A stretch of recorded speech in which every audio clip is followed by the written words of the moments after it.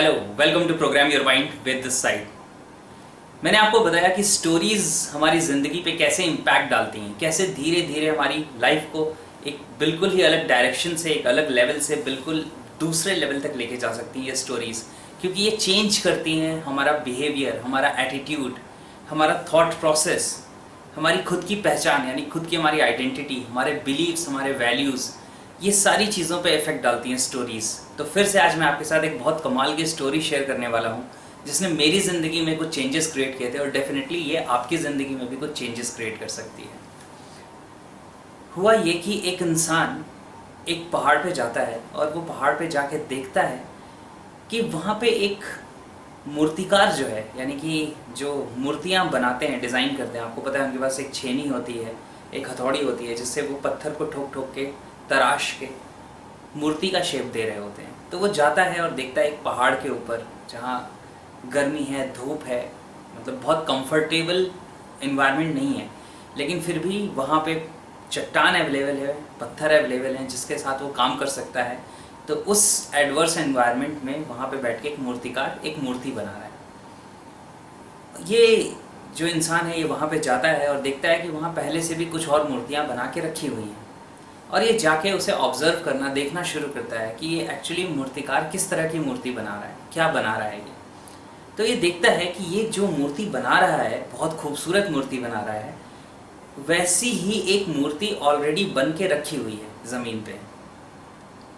तो ये मूर्तिकार से आउट ऑफ क्यूरियोसिटी यानी उत्सुकता के कारण पूछता है कि आपने जो मूर्ति बनाई है ये बहुत ही खूबसूरत है और आप एक और बना रहे हैं, तो क्या आपको 2 मूर्तियों का ऑर्डर मिला है, यानी कि आपको 2 मूर्तियां बनानी हैं ऐसी जो आप बिल्कुल एक जैसी बना रहे हैं।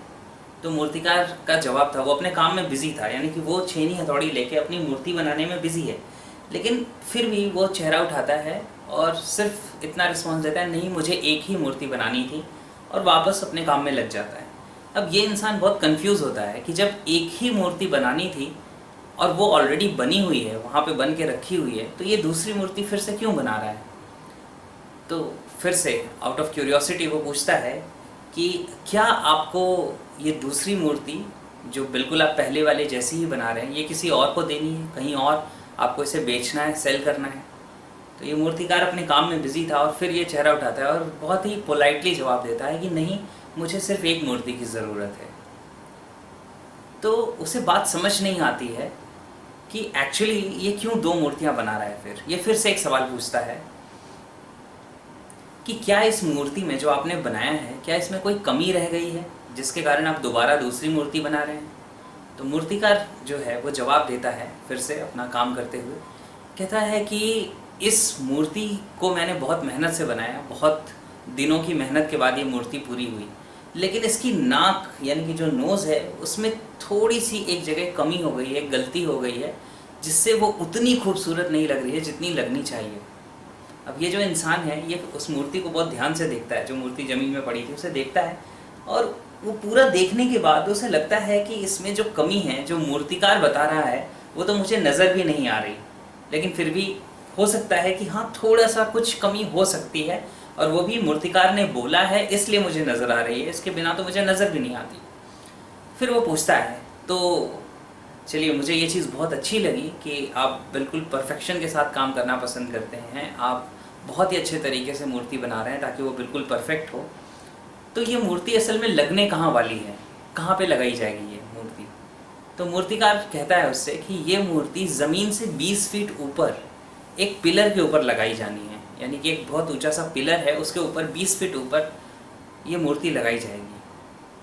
अब ये इंसान बड़ा कंफ्यूज होता है कि 20 फीट ऊपर एक मूर्ति लगाई जाएगी जिसमें इतना मामूली सा डिफेक्ट है कि जो मैं सामने से भी देख के नहीं पहचान पा रहा, यानी कि जब मूर्ति मेरे बिल्कुल ठीक सामने है तो भी मुझे इस डिफेक्ट का, उस कमी का पता नहीं चल रहा है।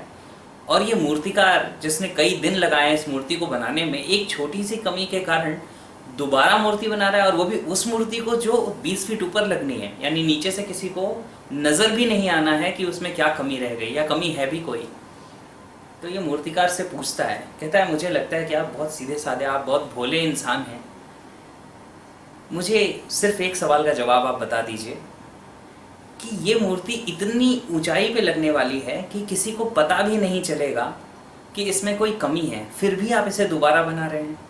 क्या मैं कारण जान सकता हूँ? पता है मूर्तिकार ने क्या जवाब दिया? इस बार मूर्तिकार ने जो छेनी हथौड़ी से अपना काम कर रहा था उसने वहाँ रखा, इस इंसान को देखा, इसकी आंखों में आंखें डाल के देखा और उसने कहा कि उस मूर्ति में कमी है, ये बात मुझे तो पता है ना। यानी कि मुझे पता है कि उस मूर्ति में कमी है, वो किसी और को दिखाई दे या दिखाई ना दे, इससे कोई फ़र्क नहीं पड़ता। मुझे तो सारी ज़िंदगी एक गिल्ट की फीलिंग रहेगी, एक अपराध बोध रहेगा कि मुझे जिस मूर्ति का काम दिया गया था वो मैंने परफेक्ट नहीं बनाई और वो आज कहीं पे लगी हुई है। इसलिए मैं उस मूर्ति को वापस बना रहा हूँ और इस बार उसमें कोई भी कमी नहीं होने वाली है। आप समझ सकते हैं कि किस किस्म का एटीट्यूड है इस मूर्तिकार का और हमारा कैसा एटीट्यूड होता है हमारी ज़िंदगी में। आप सोच के देखिएगा इस बात को।